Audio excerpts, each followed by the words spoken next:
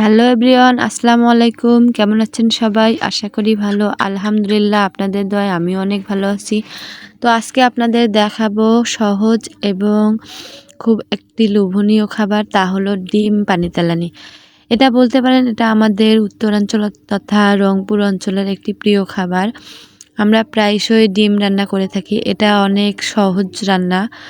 তো আমি প্রথমে পেঁয়াজ মরিচটাকে একটু বেটে নিয়েছি এবং তার লবণ, হলুদ, জিরা গুঁড়া দিয়ে দিয়েছি। দিয়ে এর মধ্যে একটু সামান্য পানি দিয়ে দিয়েছি, যাতে করে মশলাটা তেল ছেড়ে আসবে এবং মশলাটা ভিতর থেকে একটু কষানো হবে। তাতে আপনাদের ডিম রান্নাটার স্বাদটাকে দ্বিগুণ করবে। তার আপনারা এখানে পরিমাণটা নির্ধারণ করবেন, আপনি কটা ডিমের পানি তেলানি করবেন। তো আমি এখানে 2টা ডিমের পানি তেলানি করব। এর জন্য 2টা ডিম নিয়ে নিয়েছি। আমি একটা হাঁসের ডিম আর একটা ফার্মের ডিম নিয়ে নিয়েছি। এরপরে এটার জন্য আমি পানি দিয়ে দিয়েছি সামান্য পরিমাণে। তারপর ডিম দুটো ভেঙে দিয়েছি।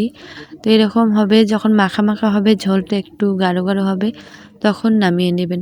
তো আমার ভিডিওটা কেমন লাগলো জানাবেন। আল্লাহ হাফেজ।